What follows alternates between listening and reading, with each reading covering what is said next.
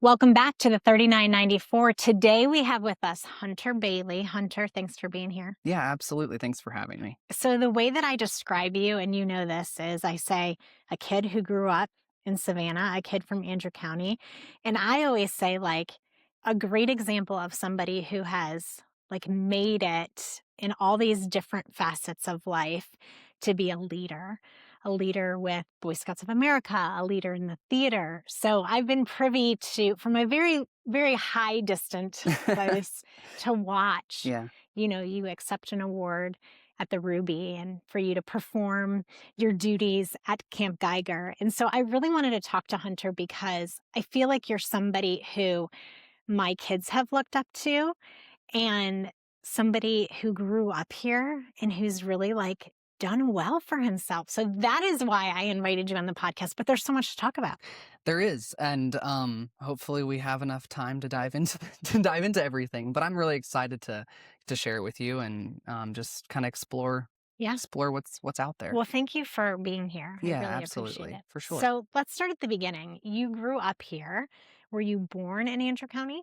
So yes, I did grow up here. I was born in St. Joe, at Heartland at the time. You went to the hospital. I went to the hospital, so I was not born in Andrew County, but I grew up in Andrew County. Yeah. We've always, growing up, we always lived here. We moved a couple of times, but I went to daycare and preschool all the way through high school here. Where'd you go to elementary school? I went to Minnie Klein. Okay. Yeah, and it was just like 2 blocks from my house. So we lived in the center of town, which was just a great experience growing up. You're in the middle of everything. Yeah. On the homecoming parade route, it was one of my favorite parts about living where we did. But you're just so close to everything, and you just kind of felt immersed in that. So living right there was great for me. I really enjoyed that. What year did you graduate from high school? I graduated in 2015, so we just passed my 10-year reunion mark, which is kind of wild. I feel like, in a sense, I just left, but also I feel like I've lived 2 lifetimes since then. So it's just it's interesting to look back on the past 10 years. That's such a strange moment when it's like your first reunion. Did you attend? I didn't. I was out of town. But it was a small kind of gathering based on what I knew about it. But I was able to sort of connect with a couple of the guys that I went to school with that I hadn't talked to in a while, which was cool. And so we kind of texted back and forth a little bit, I didn't attend, but it was kind of nice to at least, reconnect for a little while. Yeah, for sure.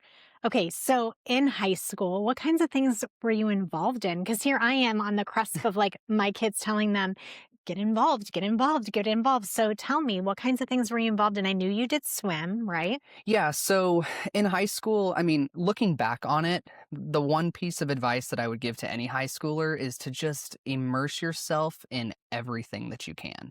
I mean, that's when you're really trying to figure out what's right for you and what you enjoy. And so there's a lot of opportunity there. But for me, I'll be honest, going into high school, I was a little hesitant. It was very new for me at that time. It was hard for me to adapt to change. But I was involved, and I got more involved as time went on. But I was a band kid, which so many positive memories from band. I think that has really sort of helped create my love for the fine arts now. And so I give so much credit to my band directors and just the experience that I had there. So as a band kid, I ran cross country. I was in the National Honor Society. We did Natural Helpers. I was a part of the media classes, later in high school, which was a ton of fun. And then I was in health occupations my junior and senior year. And, just kind of whatever would come up. We did some fundraisers for some friends my senior year, so I jumped into that. I just kind of was wherever the crowd was. And also off campus, involved in Boy Scouts of America. Yes. Anything else that you were involved in off campus? During high school, it was primarily scouting, which was a big thing for me. But then I was also involved in wildlife, Mhm. which is the middle school version of Young Life. Yeah. And then I guess I was involved in Young Life too in high school. That was a big one. I went to camp a couple of times, and that was, always a phenomenal experience. And but I was so open to opportunity that sometimes I found myself in situations that I was like, I don't know what I'm doing here, but I'm gonna enjoy it, Yeah. and figure it out. And I think that's some of the best experiences for me are the ones that I didn't anticipate going into, and they've been, like, the best memories, so. Hmm, crazy. One of the things and reasons why I thought about you was when we were going through pool stuff, Mhm. I thought, I wonder what Hunter, thinks about the pool and Yeah. how maybe we could use a new one or use a refurbished Sure. place where, kids can learn their love of swimming because you were a big swimmer Yeah, and a lifeguard. That's yeah, maybe how I've resonated with you as the lifeguard slash health occupations knowledge of you, and so tell yeah. me about that. Yeah, so, you know, the pool and swimming in general is it's super important to me. So I was involved in the Savannah Rec swim team growing up. We didn't have the high school team when I was in high school, but thinking back on it, I was like, man, that would have been something I definitely would have loved to have been a part of.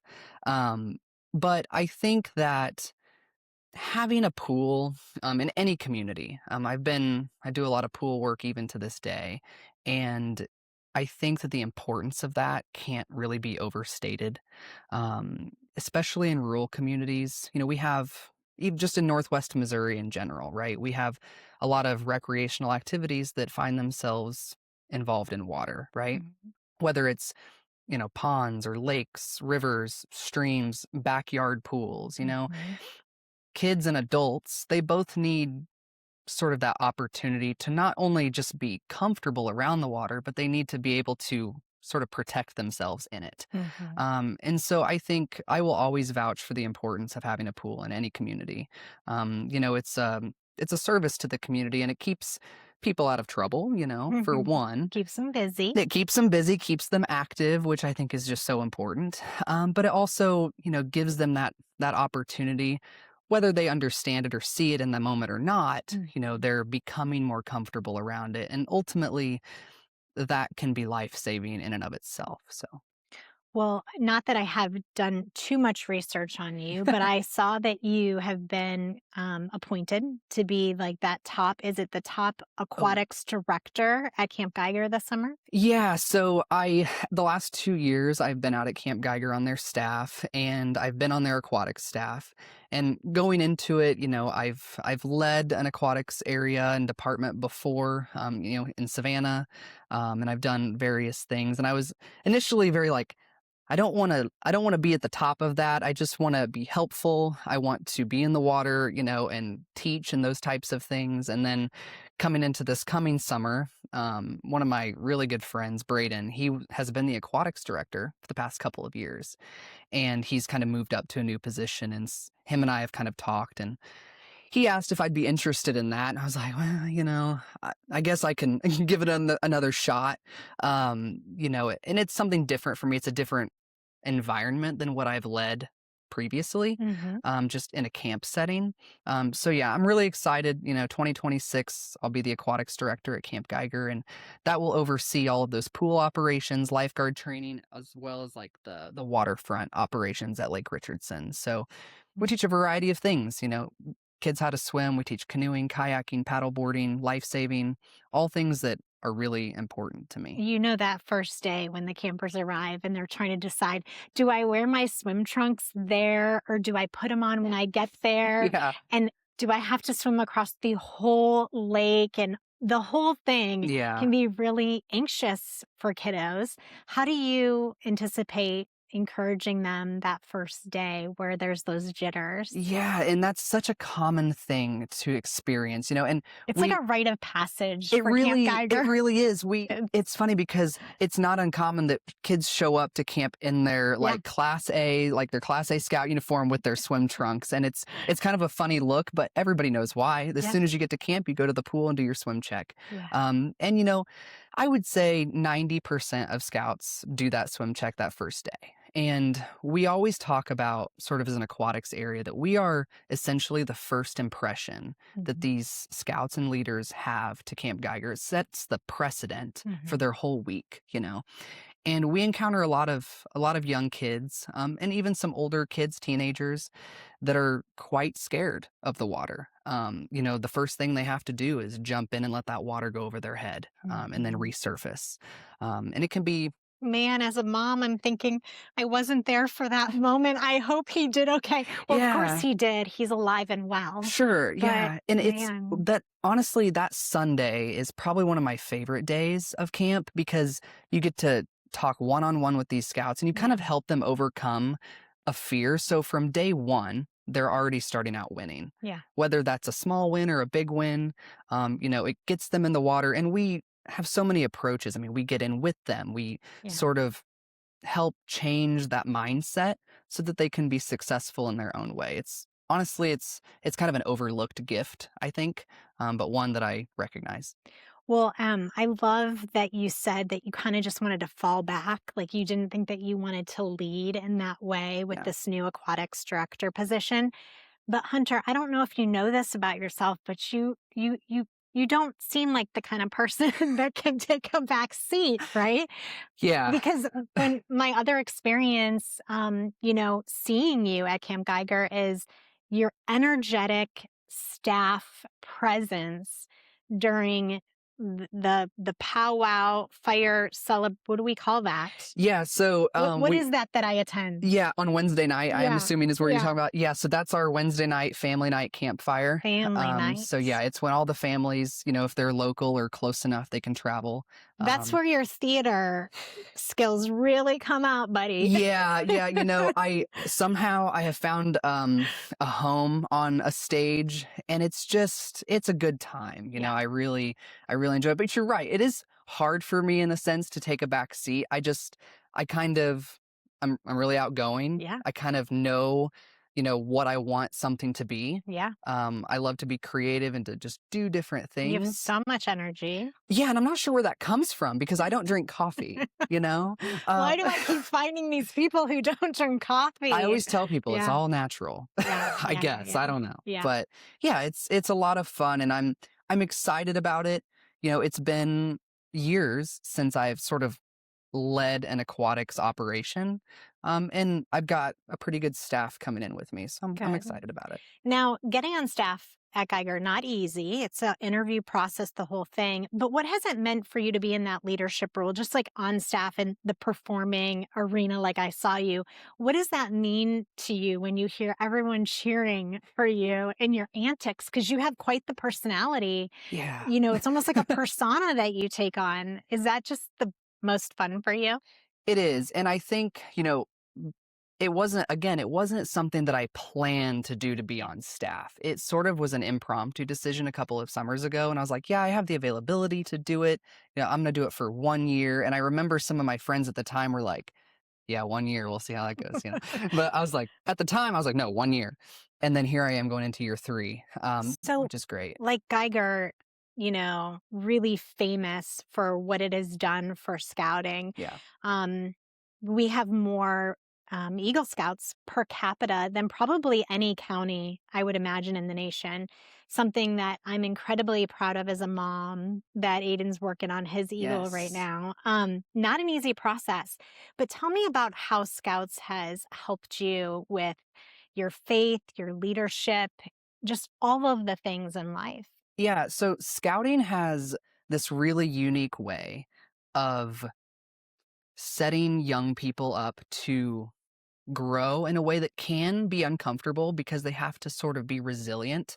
They have to be dedicated to define that discipline, not only to recognize things that are going well, but things that aren't going well and how you can overcome that. Scouting taught me a lot, going through the program and becoming an Eagle Scout. But what I have found more than anything is that scouting has taught me even more beyond Eagle than I ever anticipated. I have learned some difficult lessons. I'm going to be honest. I mean, things that it's like, okay, I need to take ownership of this, and it's not easy to admit when you're not right. It's not easy to address things that failed that you wish didn't. Mhm. But I think scouting sets up that it's just a culture and an environment where it's safe to fail. And let's work on improving ourselves, growing as an individual. It allows people to lead with sort of a safety net in a safe space to prepare them to kind of just be better leaders in the community. I think it Mhm. just sets up people for success. Just talking about you being a leader in the community, you were a leader in our community for a long time, Yeah. just as a young student and then, a new grad. And so a lot of us saw you at the pool, or we knew that you were really involved at the high school subbing, and Yeah. you were coaching. And Yes. Yeah. so as parents of young people, we kind of thought, oh, there's Hunter, like we could see you. And then there came a time where you did kind of step off that stage, Hmm. and we kind of wondered, so where did Hunter go? And Yeah. I'm wondering how much of that you can talk about.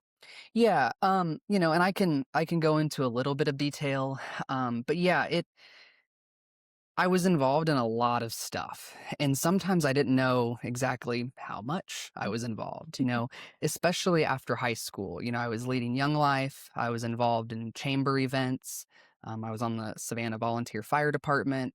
I forgot about that. Yeah, yeah, Another little facet. yeah, I was on that department for a good handful of years and I had great experiences. I mean, I learned so much and and it's a unique way that I Hmm. was able to give back and something I was always interested in.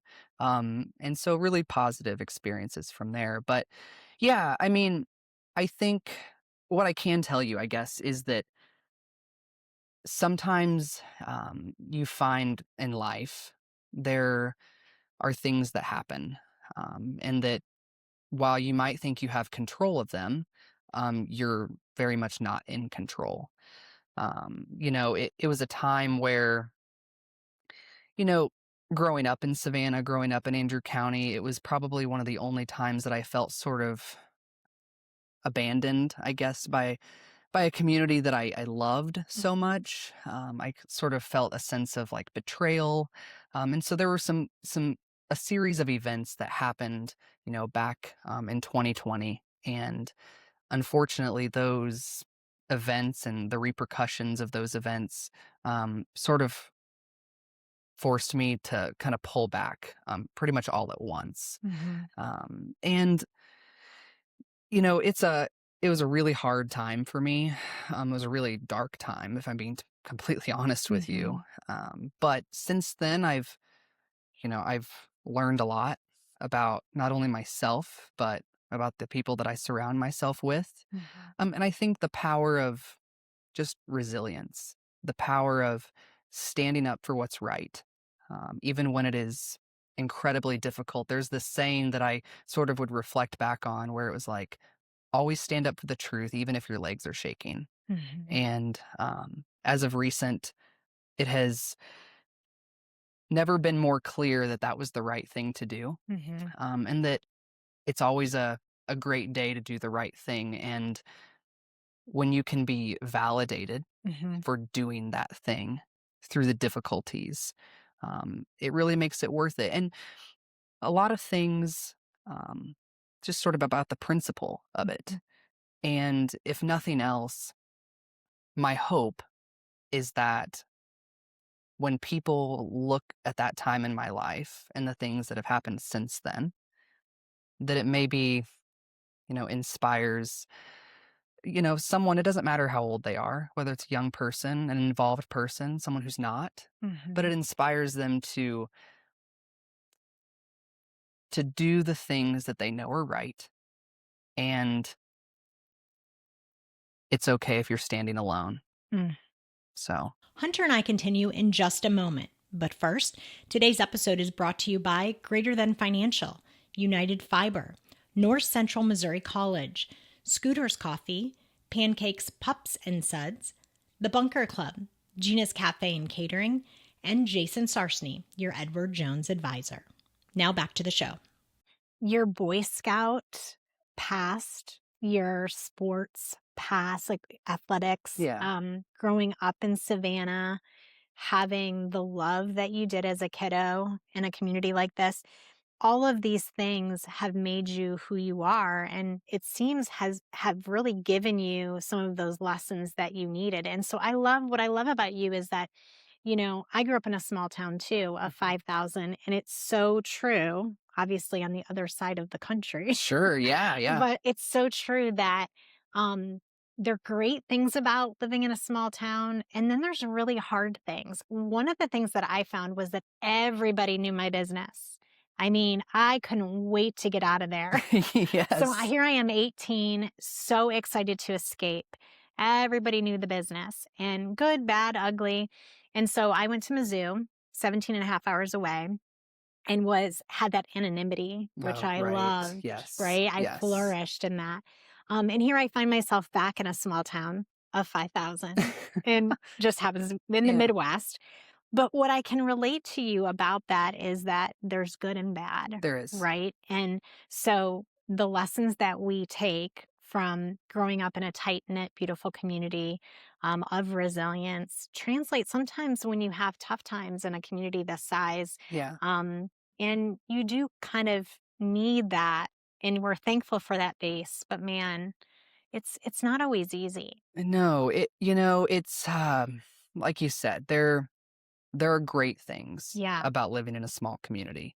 It seems like for myself, when tragedy strikes Yeah. or something just as positive and simple as a homecoming parade. Yeah. Like every time I bring that up with anybody, it's like it's almost like a holiday. Yeah. Everybody's there, everybody's excited, everybody's having a great I time. wish I could bring you to my hometown because it's exactly the same way. Yeah. People are like, "There's nothing like Savannah," and I often feel like, "Wait, Well, you should see Hilton." yeah. That's where I grew up, in Hilton, New Okay. York, and Okay. that's exactly Yeah. right? It's the same, It and it's is. beautiful. It is, and, they're just things that feel like home, Yeah, but on the flip side, yeah, like you mentioned, I mean, everybody knows your business, yeah, and that can be good or bad, yeah, but also, people have opinions of their own, yeah, and, they will hold true to those, and sometimes, no matter what you do, you're not gonna shake anybody's opinion, yeah, and that's their right to have. It's your right to have yours and mine to mine, yeah, um yeah, I think I learned a lot of lessons and put a lot of tools in my toolbox that yeah. I had to dig deep for, really deep sometimes, but, yeah, I had a great childhood growing up here, and then, when you get a little bit older, experiences change a little. Yeah, Um, and I think part of the challenges that I've experienced in the last, 5 or 6 years where they're significant enough to where I will never discount the incredible time I had growing up here. yeah, I'll never discount that because, yeah, it's created me into who I am, yeah, which I'm grateful for. But I'm also aware enough to recognize that this isn't where I'm meant to be yeah, for the rest of my life. right. Take those things that I learned and hopefully go apply them into a new community and show them what I got. Which, as a mama bear, like, that's what we want for our kids, Yeah. if they don't stay close to give us those grandbabies, Right. they stay right here, Yeah. then we do hope that they venture out and experience new things. Yeah. I'm so grateful that I escaped the town, but isn't it funny that now I'm back raising my family in a Yeah. town like I grew up in? And you may find that. Yeah. You may find that on the other side of the world, Yeah. but You never know where you'll end up, you never know, but community is so important. And I know you've been just such a cornerstone of that for so many people, like just a small part of it. Yeah. One of the communities that you're a part of that I've gotten to see, again, from afar, I'm like Sure. your biggest fan over here, is theater. Yes. Talk to me Yes. about the power of community theater. Oh my gosh. I I wish I would have gotten involved in it sooner. I'll just tell you that And from what the do you beginning. think about the new Performing Arts Center? I think it's fantastic. I think, when I was in high school, we had sort of a fine arts program, Hmm. but we didn't have the facilities Yeah. to really put something on of that size. And it wasn't something, it was kind of cliche. Um, it's like, I don't want to be a part of that, Yeah. because It wasn't a it program. wasn't really a program, and it wasn't something that was promoted super heavily because again, we didn't have the resources available.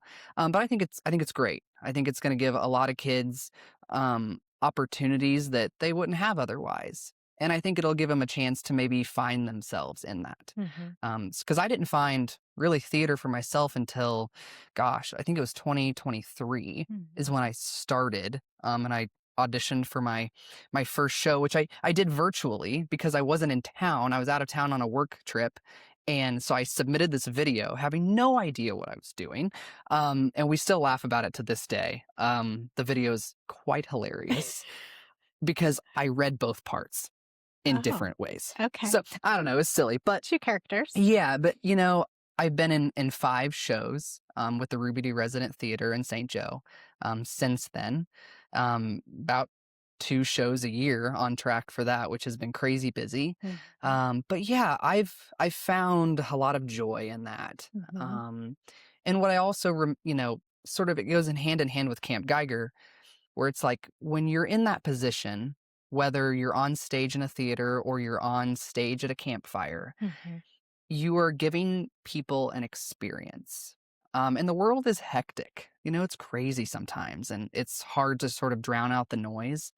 But for that little sliver of time, you can give them an experience that, maybe changes their mind or changes their heart or just gives them something else to think about for a little bit. Mhm. I think that's just powerful.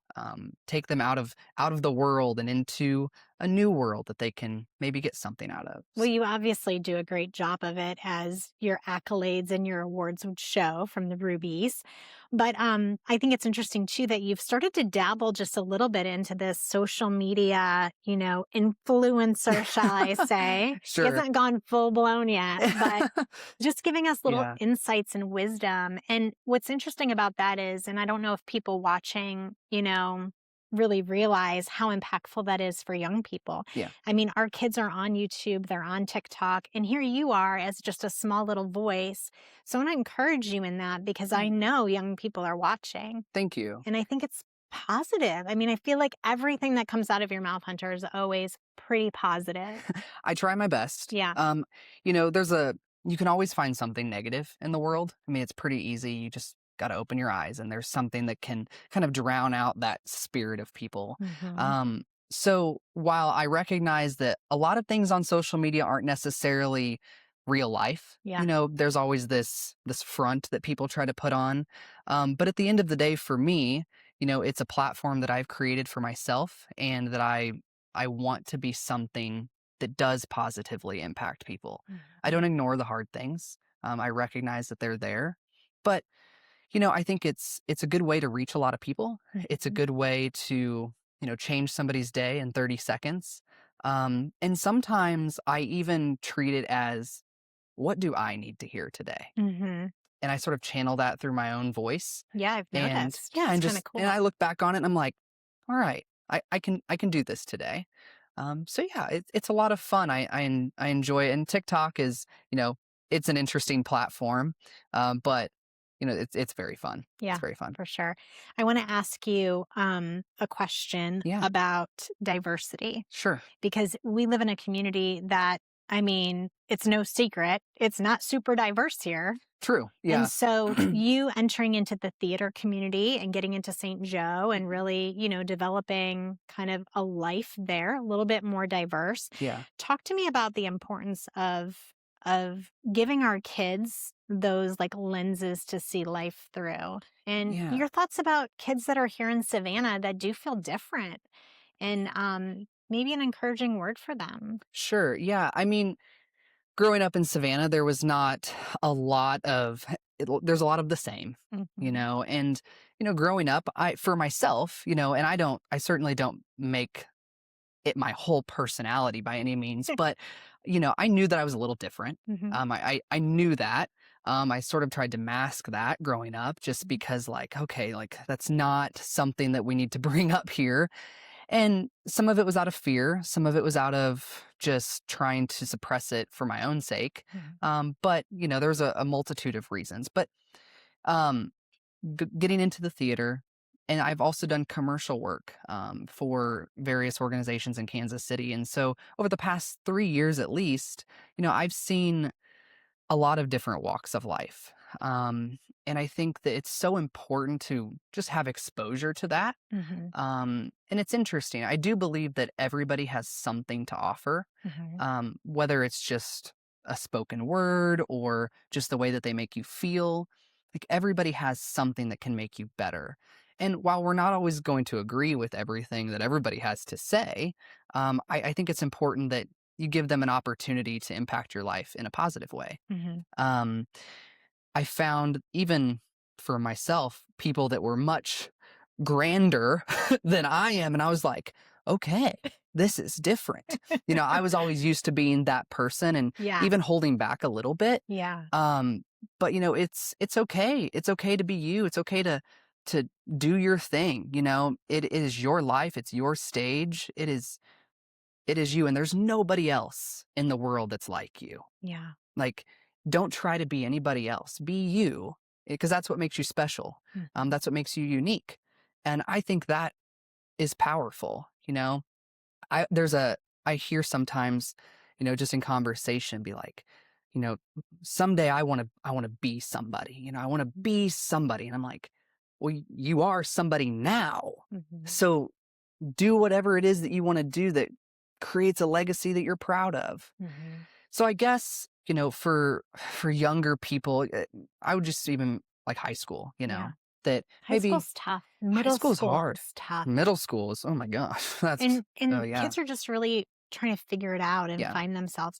And I find that kids today, I yeah. sound like an old person when I No, say no, not at all. I mean, I'm proud to be an old person, but kids today seem like they have more of a license to be themselves. Mm, But I know there's struggle, right? In a yeah, conservative community, sure. there can be struggle. And so we're constantly trying to teach our kiddos, love beyond Hmm. love. I mean, it doesn't look different. It's Yeah. love. It's it's a word and it needs to be shown. Yes. And so I think that's sometimes difficult on both sides for people to Hmm. understand one another. Yeah. But yeah, high school's tough. It is hard, and it's a time where you have a lot going on, Mm. not only academically, but if you're also involved in a lot of organizations or athletics, and then all while trying to sort of figure out who you are, and it's a time where things come up and you have to sort of address them, internally. And is this true? Is this not? Is this something I should pursue? Is it not? Mhm. Um, and I would just say that don't suppress those things, sort of just allow them to surface. One of the best pieces of advice I ever got from my therapist Yeah. was you have to allow yourself to feel. Mhm. Allow yourself to feel those things, both good and those that are challenging, and then just sort of take them one at a time. Um, but above all else, I would just say that being who you are, being interested in the things that you're interested in, just being unapologetically yourself is truly something that you'll never regret. And if you find that there are people that aren't supportive of that, people that look at you different, people that, maybe put you down for that, realize that that's not about you. Um, Mm. I would say that that's probably a them issue, and just light the fire and don't let anybody blow it out. Man, So that is good advice. That is one good therapist up in there trying to yeah, teach you. she's fantastic. I tell you what, she knows. I think she knows me more than I know me, which is terrifying. But yeah, People they downplay therapy like, "Oh gosh, yeah, so much," but so grateful for it in my life yeah, and um it's a real smart thing yeah, to make that investment to get through some tough yes, times, to get through yeah, the good. One question I want to ask you because I would be remiss if I didn't ask you sure, this about your faith. You yes, are yes, somebody who again, I point to my kids and I say, "This is Hunter. He loves everybody. Watch him sing. We yeah, can sing these songs and we can also appreciate diversity. yes, Not everyone can see that thread. And right, that's another thing I wanted to talk to you about. sure. So, talk to me about your love of God. Yeah, I mean, I think I've had an interesting relationship with my faith. Growing up, I grew up Catholic. I'm still Catholic, of course, but I went to St. Rose here in Savannah. And, I really appreciate the Catholic Church, the tradition of the Catholic Church. And I came to realize pretty quickly that the Catholic Church doesn't do anything without a reason. Everything is rooted in meaning, which is very, very cool and something I love. As I got older, and of course, being involved in young life, I was sort of experiencing just a different perspective on faith, and one that I absolutely valued, and really felt like I was able to dive deeper into that in my own way. Um, but, sort of in the process of finding myself and figuring out who I was a challenging time for me with my faith. And I was trying to decide, like, is this like, Can you do everything? yeah, Can God still love you? Can you that's still love just God? it. That's Like, just it. Like, yeah, same. is A this, lot of us have been through this. yeah, like, Mhm. am I still loved the same? Is what I'm doing going to exclude me from heaven, and it was a hard time because you have the world that's pouring these narratives into you. But at the end of the day, it's about your relationship with God. Mhm. And the way that I live my life, and I found a great faith community in St. Joe. I attend Our Lady of Guadalupe occasionally, and then I also go to another church. I Mhm. go to Ashland, which has been so fantastic for And do me. you worship, your worship leader Yeah, or I'm on the on there. band? No, sure, yeah, I'm on the worship team. Worship They team. call it the worship team, yeah, and so, I sing, with the band 2 to 3 times a month, Yeah, which has, again, not something I was ever anticipating, but has yeah, been such a gift. yeah. And just to be a part of that is really energizing. But the way that I sort of live my life, and I think about it daily, in a time where it's like, you know, I could just, put the blinders on and go through my day, maybe not interact with people. It's what what would Jesus do in these moments? Mhm, He sees everybody. He sees everybody for exactly who they are, exactly what they bring to the table, and that's good enough. He never asks that you bring more than you can handle. And so I always try to remember, like, what would he do in those moments? And that's a cliche term, like, what would Jesus do? But mhm, truly, like, what would he do? mhm, And in those moments, there's no doubt about it. It's like, no, he would go say hi to this person. He would compliment this person. He would give to this person if he's able. mhm, And it's been a process. It's been a journey for me, and finding a community that I feel those things in. mhm, But that also encourages me and motivates me to go out into the world and do my best.